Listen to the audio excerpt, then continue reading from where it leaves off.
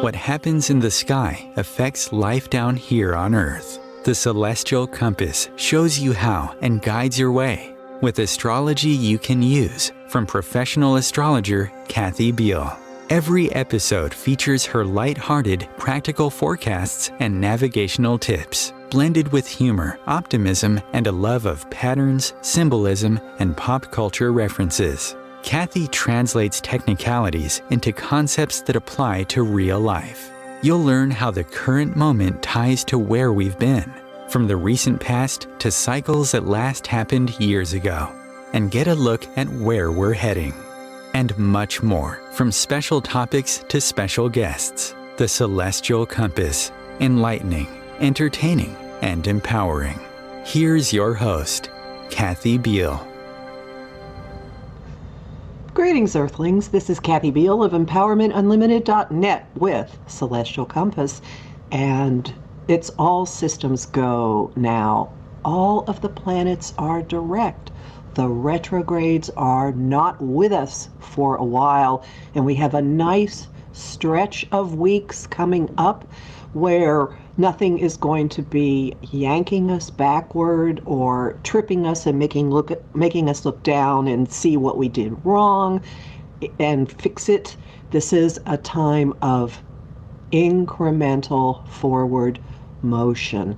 There is a predominance of energy in the sign of Capricorn, which is very oriented to the concrete, the practical goals. It's the sign of project management, essentially. And it's not particularly exciting, except coming out of what we've been experienced, there should be something extremely satisfying and maybe even happy-making about feeling like you're getting forward, you're getting the opportunity to actually move at last. No fear of being stuck. The new moon at the beginning of the month and the full moon in Leo in the middle of the month both have very propulsive qualities that will be shooting us forward slowly, step by step by step, with a couple of really quick moments like we're playing the game of chutes and ladders and we're suddenly going up the ladder very unexpectedly. And two of the major planets, two of the major players in this incremental forward motion are Venus and Mars, the subject of today's show. And I'm really happy to have a delightful relationship astrologer as a guest to explore this with me, Margaret Gray of Ireland. Margaret is an international consulting and teaching psychological astrologer and psychotherapist based in Dublin. She offers birth chart readings to individuals, couples, and children, as well as certificate courses in psychological and relationship astrology. Margaret is the co-founder and co-director of Relationships and Astrology. She also set up and co-runs Astrology Ireland, which offers monthly presentations and classes with local and international speakers. Margaret is on the board of IAEA. She presents regularly at international astrology conferences, including several coming in 2022 in the U.S. Welcome, Margaret. Thank you so much for coming back. Thank you so much for inviting me back, Kathy. It's such a joy to be on your program again. We had a blast last time. I encourage people to go dig in the archives to listen to our long, wide-ranging chat about relationships. Yes, we did have a lot of fun, didn't we? And today we're focusing on the cosmic lovers, the two inner planets, Venus and Mars. Can you say, in a nutshell, what they are? Well, I want to talk about them in specific in a minute, but as a pair, what are they? Well, how I describe them is Venus is about values, starting with our self-value. So it's what we value in life, and Mars is how we go after what we desire. Mars is our life force, our energy. So that's in a nutshell. I often say Venus is what we want and Mars is how we go after it. So it's basically the same thing. I love that. Absolutely. And they're archetypally a couple. So there's also an indicator here of, or a streak of masculine, feminine, not necessarily male, female, but within an individual, and sometimes out in the world between two people. Yes, I think there is a duality there, in terms of kind of energies that might connect, that that it's something about like those jigsaw puzzles of having something different that locks in. And I kind of really have moved away very much from that, male, female, traditional kind of patriarchal models, and more in terms of, what is it that kind of draws us to each other, and how can we work those energies together? And we all have a Venus and a Mars within us, so the primary place we're really connecting those two energies is within ourselves. Just a point of aside, I had learned early on, and I'm wondering if you would agree with this, that Venus in a man's chart might indicate his ideal of woman, and Mars in a woman's chart might indicate her ideal of man. Not necessarily what they actually partner with, but the archetype that's floating around in their psyche. I don't tend to look at it that way. I really think it's more about how to develop those characteristics in ourselves. And I think, the starting point is, how do we value ourselves with Venus, and how do we engage with our Mars, our life force energy, which also is connected to our passion. And I think the more we engage with those within ourselves, and the more we look for mirroring of that from somebody else, regardless of our gender. And we're really looking to have something mirrored back that sometimes may awaken some parts of that really were asleep within us, or also can maybe heal some parts that maybe we didn't get to develop fully when we were growing up. Say, for example, if we grew up in an environment where it was very difficult to express our values and express and develop a sense of self-value, then a relationship can really help to mirror back and for us to get in touch with that. So that's a little bit more how I look at it, because, I think gender roles, of course, have really changed throughout the ages, and we're in a time where there's a lot of fluidity with gender. And so I don't think those models really work for me anymore anyway, and I'm certainly trying to challenge them more and more. That's a good way of thinking about it. I'm glad I asked you. I'm going to use this with my own clients now. Okay, well, let's just start by looking really closely at Venus. Generally known as the goddess of love, and she's associated with two signs, Taurus and Libra, and they're slightly different. Actually, very different. Taurus is more the earthly experience, and Libra is more the other-oriented one. I don't perceive her as a particularly active force. She's more indulgent. Let me lie on this divan and I will enjoy life and you can go bring things to me. Would that be an overstatement? I think Venus is quite an amazing energy in our chart, in that really she reminds us that, what do we value in life? And I think in relationships, I just came across an article a while back by a psychologist who was saying, we look a lot at passion and the passion that attracts us to somebody else, but we don't always look at what keeps us in a relationship long term. And he was talking about the importance of values, shared values, and not just with a lover, but also with friends, with people in our lives that, family members that we remain connected with over time.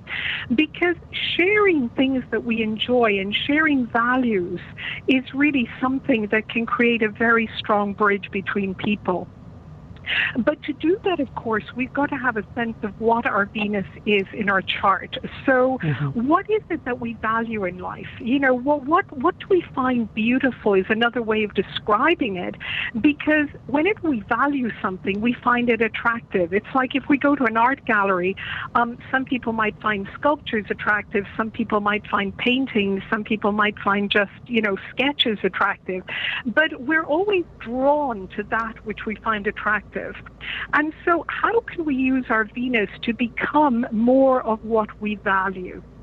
So if we value nature, then how can we spend more time in nature? How can we connect with nature more? If we value the creative arts, how can we dance more? How can we? So really our first task and our task, you know, as a child and over the developmental stages is developing our Venus, developing the aspects to our Venus. Venus might have an aspect to Pluto, so it might require a degree of passion and intensity. And I think that's really the first step with Venus. And then we're, of course, drawn to people who resonate with those values.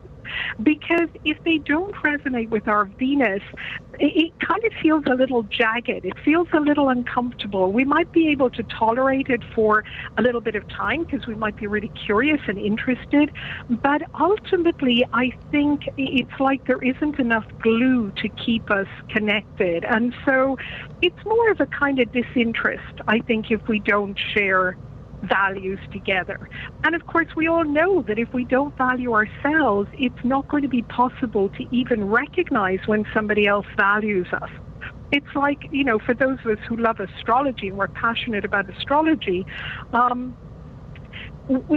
passion starts within us, and then we're drawn to other people who also share a love of astrology.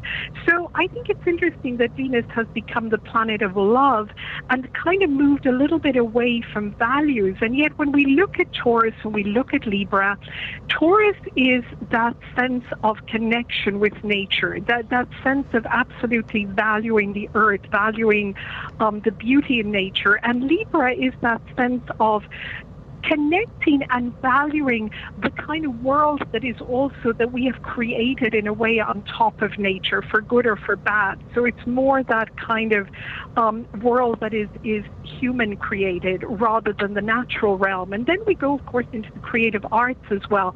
And also it's become about how we relate with each other.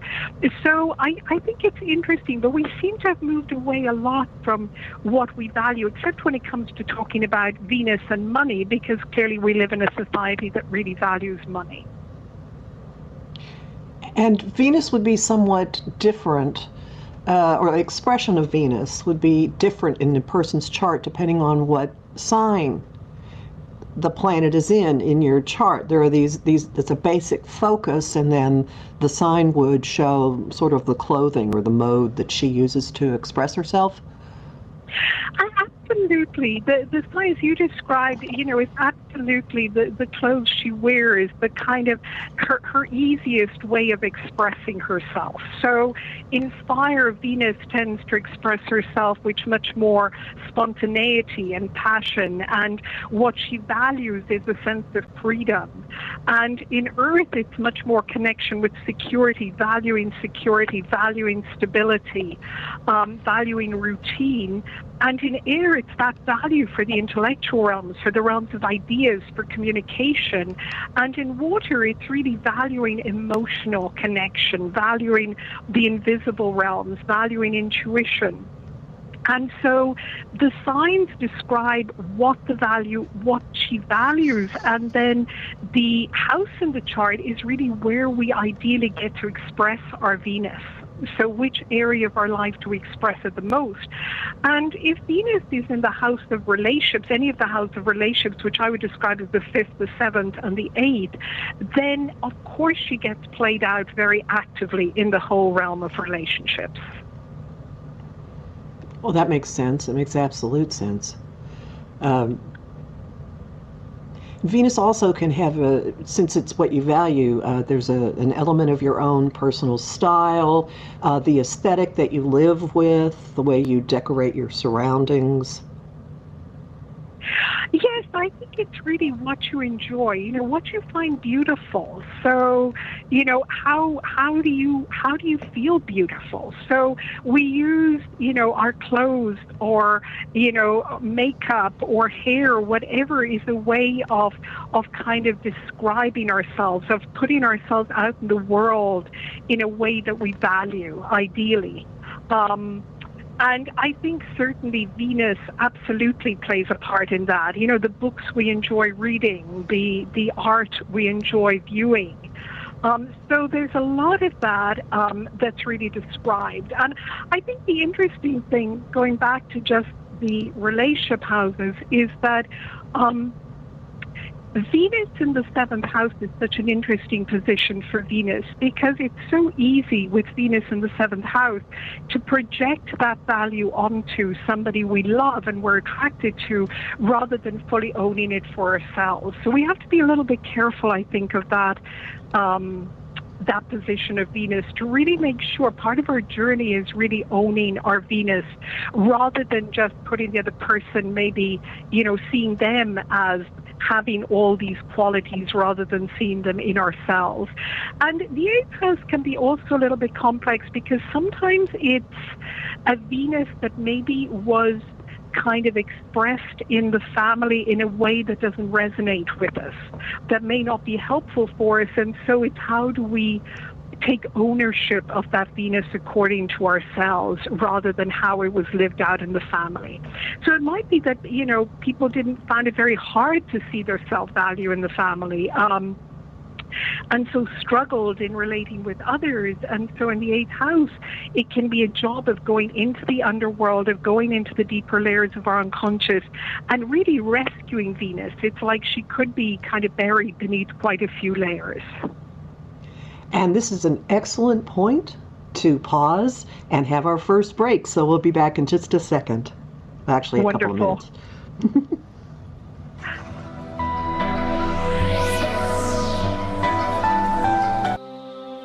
Want help with your own celestial compass?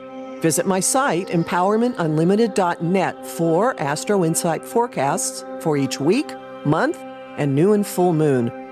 Want to explore the personal impact? Make a decision? Understand another person? It is possible. Click the Services tab to book a personal session with me. That address again, empowermentunlimited.net.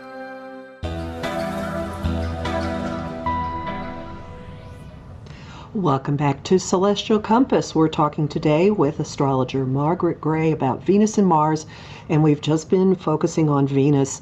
Margaret, is there anything else you'd like to say about Venus before we move on to Mars?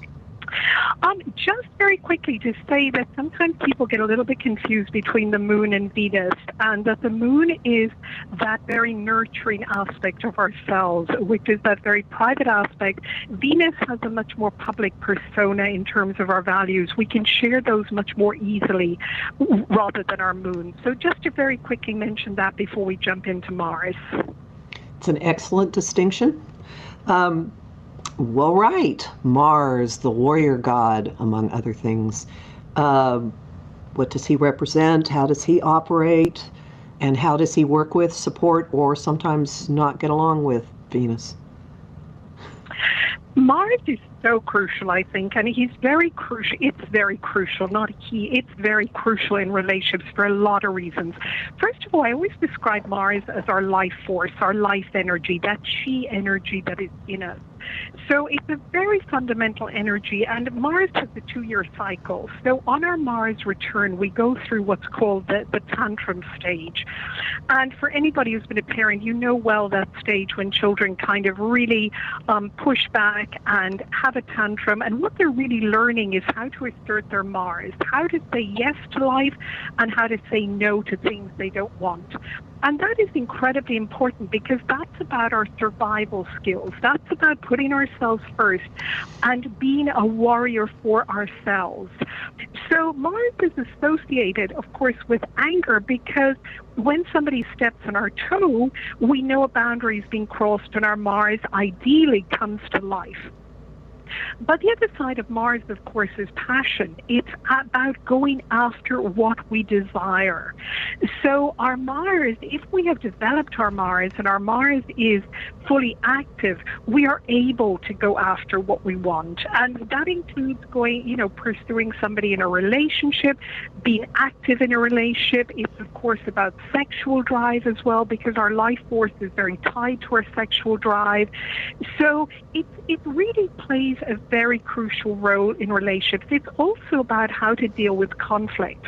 And that's a side of relationships that often we don't talk about, but it's so important, because as a psychotherapist, as a couples therapist, often I'm working with couples who are struggling dealing with difference and conflict. And of course, Mercury is involved there as well in terms of communication, but working with the couple's Mars can really help them to learn how to express what they want in the first place, and really even beyond that, to recognize what they want. Because if we don't know what we want, it's very hard to go after it. And it's very hard to ask another person for what we want if we have no idea what we want and desire. So that's really crucial. And, growing up in families, their families have different ways of expressing their Mars, and there is a family culture. And certainly here in Ireland, for many centuries, children were not allowed to express their Mars. They were expected to be very compliant. And so going into adult relationships, it was kind of hard to access their passion, because if we can't access our assertiveness, it's very hard to access our passion. That's fascinating. I've honestly not looked at it in terms of how you approach conflict. Wow. Okay, that explains me. All right. I have a Mars-Saturn conjunction. Fascinating. All right, so in a person's chart, Venus and Mars have a relationship. They might be compatibly disposed. They might be in signs that are similar. They might be very much out of sync. How could somebody address that? Well, really, first of all, it's become friends with your Mars and Venus. Really get to know how your Mars operates by sign. Again, we're talking about element: fire, earth, air, and water. Mars in fire is very direct. Mars in earth likes things to manifest, so it likes to work incredibly hard. Mars in air is quite an intellectual Mars, so it goes after what it wants through the realm of the mind, ideas, communication. And Mars in water is incredibly empathic and sometimes struggles to go after what it wants, because it kind of extends itself to what the other person wants. So really get to know what your Mars wants and in which area of your life it operates most easily. And similarly with Venus, and really get to know those two, because they're kind of energies, they're key energies in your chart. Then look at whether there is a relationship between them, whether they operate in very different ways. Their elements could be very different. And then try and create a bridge between them. Because once you know what you value, what's attractive to you, what you like, then you can use your Mars to go after that. If you know you like, beautiful paintings, then how do you use your Mars to go to an art gallery when you've got time off and see the paintings? Because otherwise you're not going to get to see them or look at them online.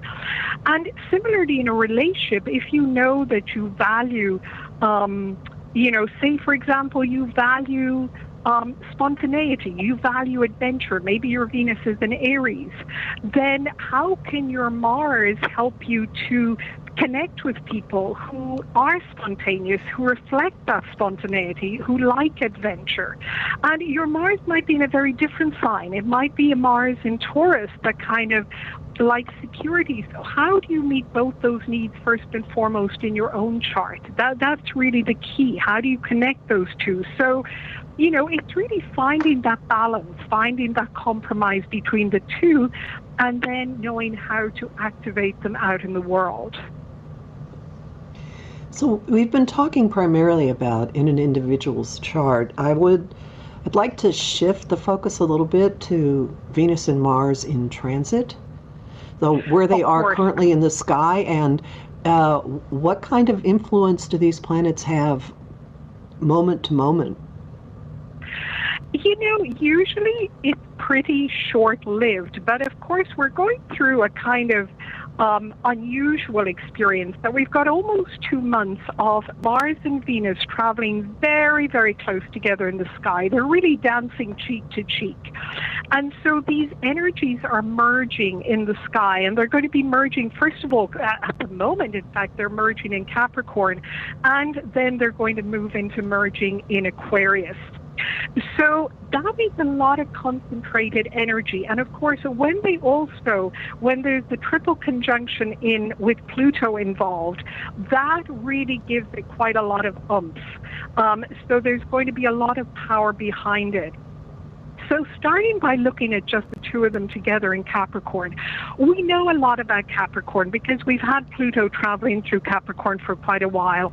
And we know that Capricorn in its essence represents, in terms of the collective, the structures in the collective. And when we talk about structures, we mean everything from the foundations of our buildings to the foundations of education, the foundations, financial institutions, educational institutions, and relationship institutions, including the contract of marriage and how we view marriage. So all of those basic structures and institutions have had Pluto going through them for quite a while and really creating some transformation. Now, Mars and Venus traveling together, and they're going to be catching up with Pluto, are really bringing our collective attention to what do we value in terms of structures? What does society value and what do we each value? What structures are important and which ones aren't? And Mars is giving us, Mars in Capricorn is incredibly hardworking and tenacious. If any of you out there are listening, you've got natal Mars in Capricorn, you'll know how hard Mars in Capricorn works. It's very goal-focused. Also, remember that Capricorn has incredible integrity. It really has the utmost integrity, wants things to be done properly, and it likes to kind of really know what it's doing. So Mars and Venus together are making us focus with a lot of integrity on what is authentic in our lives, which relationships are authentic, which relationships are not, and what are we going to do about it? When Mars is right next to Venus, it's saying you don't just look at what you value and what's important to you, let's also do something to manifest this. Now, as these two then are conjunct Pluto, and there's the triple conjunction, then we've got an enormous amount of transformative energy at our disposal. So that's really a time when I imagine a lot of couples are really looking at, if they have a marriage contract, looking at, does this suit me? Is this what I want? Whatever their relationship arrangements are, do the foundations of this still resonate with me? Is this what I want going forward? And what can I do to either solidify this, or what can I do to make some changes to this? And if I've got this right, I think it's March 2nd that we have the triple conjunction. Is that right, Cassie? Right. And then the weird thing is Venus and Mars are traveling so closely together, and the third is when they switch over into zero Aquarius. That's what I thought. Thank you. Yes. So just before that, we've got the triple conjunction, and then they move right into Aquarius, don't they? Right. So I'd like to strip this down just a little bit before we get to that point. Venus in Capricorn. She's been there for quite a while, and she was retrograde in that sign, and she has very specific qualities in Capricorn. I call it Santa baby mode. It seems to me that there's a looking at things from a prospect of, does this have value for me over the long haul? Is it durable? Venus in Capricorn probably doesn't want you to read poetry to her and bring her flowers, although she might enjoy both of those things. What she really wants is you to put her name on the deed. I love that. So Venus has been through quite a journey lately, and therefore all of us. during December, and she met twice with Pluto already on either side of her stationing retrograde in December. Isn't that right? The 11th and the 25th, Yes. I believe. Yes, yes. So there's already been some dredging up and surfacing going on that's probably going to dovetail into whatever happens March 2nd when it becomes a triple conjunction. What did you observe with the Venus retrograde and her first two contacts? Well, I think what's interesting is that the difference is now we've got Mars to give more power to kind of push and create movement. I think I noticed that people were reviewing their relationships and they were going back over old ground and they were doing a lot of inner depth work in their unconscious. I certainly noticed that with my psychotherapy clients, couples, and also relationship astrology clients. And now they're beginning to actually take some action. So a lot of this was percolating under the surface with the Venus retrograde and with the Venus-Pluto conjunctions, but it wasn't quite able to manifest. And I think the difference is that now with Mars, it's giving people the energy to actually do something about it. So I'm noticing a lot more breakups. I'm also noticing a lot more relationships coming together, and they feel like quite important relationships. So I think that Mars is making a huge difference because we've kind of been sitting and dancing with it and going back and forth, but it's been such an internal movement. So it's been quite challenging. People have had to dig very, very deep within themselves. But, Capricorn wants authenticity. And so if something isn't authentic, if a relationship is not authentic, I think this is the time where it's likely to go. How common is it? Do you know what the cycle is for a Venus-Mars conjunction? Venus and Mars often meet once a year, but it usually lasts about 10 days. So Right. It's unusual that it's lasting so long, and we've got, Pluto and Capricorn in the mix. So I think that's really what's adding to this very, very intense combination right now. So the first stage happens just after Valentine's Day on February 16th. They have a conjunction at, I believe it's 16 degrees Capricorn, maybe between 16 and 17. So right after, first off, that has an influence on what the air around Valentine's Day is going to be, which I have found historically doesn't usually suit what we think that that little holiday is supposed to be about. But this one could be quite the passionate one, actually. It could be. I mean, it's interesting because and I'm looking here at a chart up on my screen, from about the 12th of February, Mars is at 14, Venus is at 1451. So they're kind of already dancing close together. So then they move into 15, on Valentine's Day. And, we mustn't forget that also Mercury will have just gone past Pluto. So by then, some hard truths may have been shared, with significant others, and also some loving ones as well, because it's not all just about separation. So I think Valentine's Day is going to be a little intense, probably. It's certainly, if it's romantic, it needs to be maybe practically romantic. And as you said, Capricorn likes factual things. So, if people are thinking of buying gifts for their loved ones, maybe think about something you might do for that person. Maybe they need a break for the day. Maybe they need help doing something. But Capricorn loves concrete gestures. That's what's romantic to Capricorn. They appreciate when the other person notices that they need help, because Capricorn doesn't tend to ask for help. So it's probably a day to really, with loved ones, really maybe ask them ahead of time and say, hey, is there anything you'd really appreciate? And noticing what kind of, how you can give them a hand.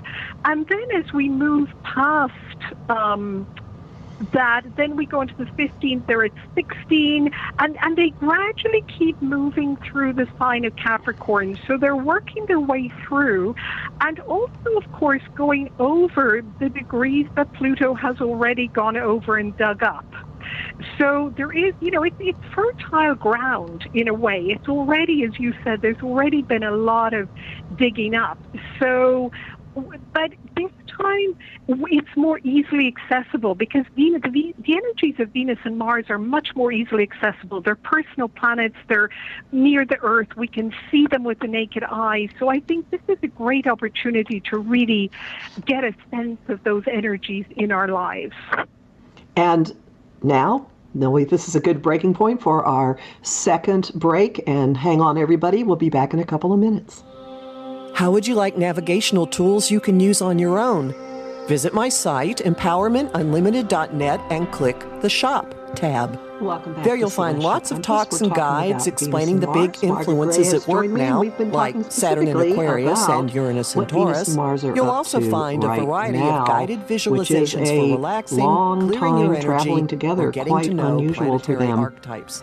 That address seems again, to me that this protracted conjunction essentially is working over a lot more than what we've been immediately dealing with, because a lot of things have been shaken up and the ground has been primed, first by the Uranus-Pluto squares of 2012 to 2015, then the Cancer-Capricorn eclipses and of a couple of years ago, and now this. So it seems to me we've been in a long time of revisiting our priorities. We've all been kind of shut down in the last 2 years and living a much quieter, more simplistic life.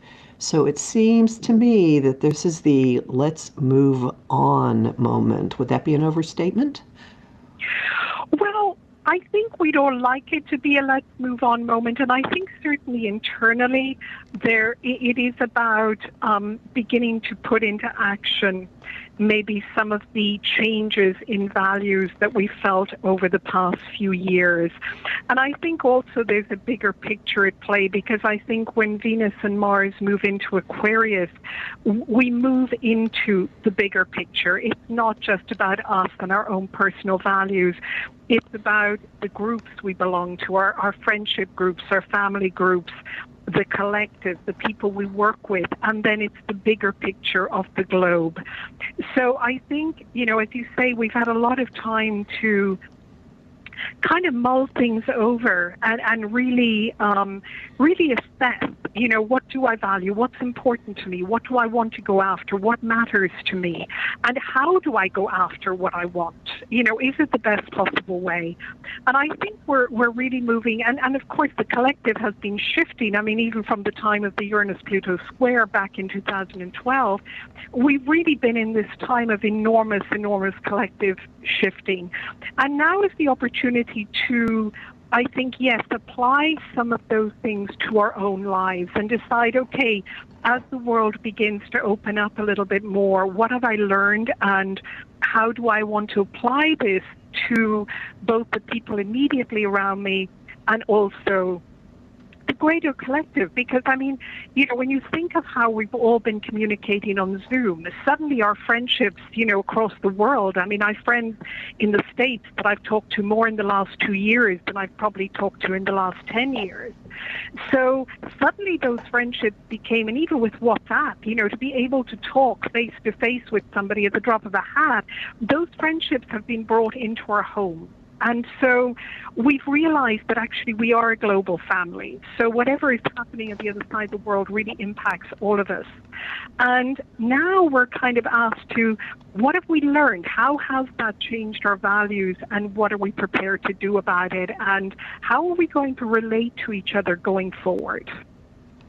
I think that the fact that there will by March have been two triple conjunctions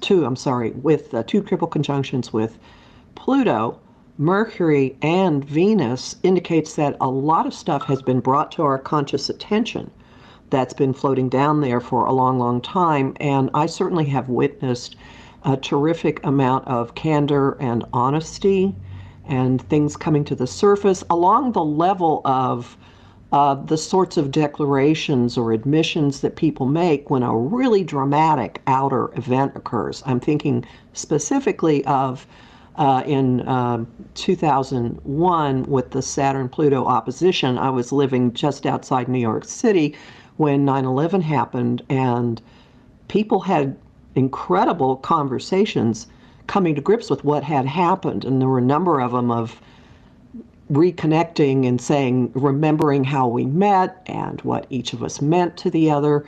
And I think that I have been witnessing a similar kind of, I don't know if reality check is quite right, but a depth in the level of sharing and candor that the two Venus conjunctions to Pluto so far, and Mercury will have made 3 starting next week as well. So I think that's been a factor in all of this.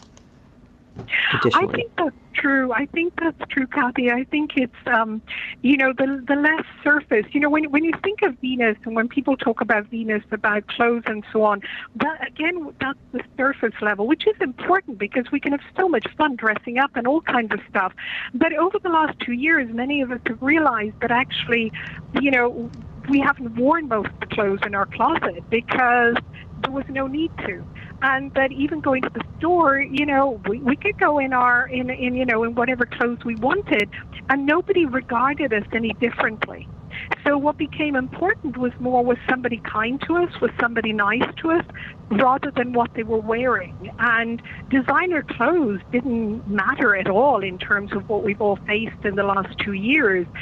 So I think what we value and things, that are also changing, of course, is realizing that the most important people were frontline workers, were health workers, and also recognizing that we pay them a pittance in comparison to people who are dealing with other things which really would not save our life at all. So I think all of those things are percolating down, and we're really facing the reality of the kind of values of the world we live in. And the question is going to be, what are we going to do about that? Is this just going to be a superficial change where we acknowledge that and then try to cover it all up again and carry on as usual? Or are we really going to implement those changes and, do something Capricornian like paying people who really make a difference in our world a proper wage, which is also very Venusian? So I think all of those things will be interesting to watch, and particularly when these two move together into Aquarius, when we're going to get a sense of the bigger picture. And when really, everybody's ideals are going to wake up. So what kind of better world do we want? We all say we want a better world. Well, what does that mean? And how are we implementing that in our daily relationships? And I think that I have observed one other factor in this, and this may be speaking the unspeakable, but then again, isn't Pluto about that? I have been witnessing tremendous triangulation coming to the surface in relationships, and particularly sexual triangulation, and partners figuring out who they are to each other and whether they're going to continue. I mean, this always goes on, but it seems to me I've observed a really high rate of all the decades I've been doing this of admissions of or discoveries of other people being in the middle of a relationship. I don't know if you've seen something about that. I have, but I think that's always been there. I just think that because we've been all living in more close proximity with, in relationships, that I think it's been harder to hide it. And I think also with social media and access to, being able to kind of see everything online and phones and so on, my sense is that maybe it's just harder to hide that. Certainly I've seen that's kind of been going on forever. But I agree with that. Yeah, I think the fact that we're maybe becoming more aware of it, maybe there's more discussion about it, I think it's just harder to hide it. And I think also maybe that, people are considering more, well, what is this about and what kind of relationship do I want? And also that the ways to be in relationship are changing. Monogamy, isn't the only way. I mean, it hasn't been the only way for a very long time, but it's been the only official way. You can only marry one person. So I think all of that is going to be really questioned. Certainly when Pluto moves into Aquarius, I think all of those structures, including relationship structures, are really going to be looked at from a whole new perspective. So speaking of moving into Aquarius, right, the third time that Venus and Mars are actually exactly conjunct on the 3rd is at 0 Aquarius, which has had some activity. That's the point where Jupiter and Saturn conjoined at the December solstice in 2020. Do you see anything about maybe implementing more or making personal more of whatever the new paradigm potentials were of the Jupiter-Saturn conjunction? Well, I think, conjunctions, of course, are the start of a cycle. So I think this is waking up that start of the cycle. And I think even however much, we've kind of been buried a little bit in our own cocoon, as well as, yet being connected electronically. Now that we're kind of emerging from that, I think it's the time to really think, okay, what kind of world do I want to be in? What kind of world do I want to create? And, what is a better world? What does that mean for me? What would the values be like? How do we implement that? What action do we take? So I think that's going to be very, very interesting to watch. And to watch, the collective movement, and of course to watch the personal movement in people's families, in people's friendship groups. I think there's going to likely to be changes in friendships, because I think something a lot of us realized during all the lockdowns was the importance of friends, because there's something about the ongoingness of friends and the solidity of that really carried a lot of people through the various lockdowns, and being able to rely on that regardless of what was going on in their personal relationships. I mean, what are your thoughts about that, Kathy? Well, that's interesting, because I certainly witnessed online communities, particularly involving the arts, coming together. There are a number of theatrical groups online that have been reading the works of Shakespeare and now branching out into other stuff. And it was a way, and actors pretty much all over the world working together and reading on a regular basis. People who would never have any reason to have come in contact except for technology, and now knowing each other's lives really well and actually being friends. So that's one example of it that I find fits with what you're saying. That's wonderful. That's so wonderful. And but the other thing that occurs to me is this. Now, I would not normally pay much attention to what Venus is doing in transits, because she moves so quickly. However, when she and Mars conjoin at 0 Aquarius, they're heading right for the territory of the Saturn-Uranus squares of last year. And Mars is a trigger, so he's going to be squaring Uranus in Taurus and then meeting up with Saturn in Aquarius, bringing things forward. And it's like he's been informed by the meetings with Venus in terms of what's going to push forward. And I certainly observed the Saturn-Uranus square shaking up lots of friendships, breaking up lots of social groups, and flinging people into far sides of the universe, which was the converse of what you were observing. Well, I think the interesting thing is that with Aquarius, with Venus in Aquarius, we kind of really stop and think, again, do I share values with my friends, or am I just friends with this person because I've known them for 20 years?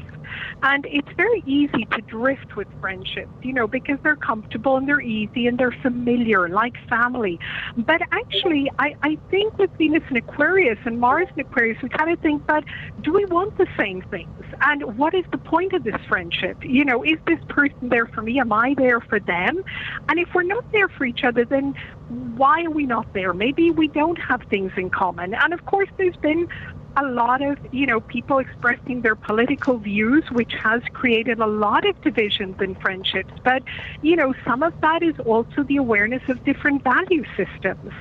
And if we don't share those fundamental values, it's very hard to be friends. Then it becomes just out of duty or habit. I think that the shared memory aspect has gone way in the back burner for what is keeping people together.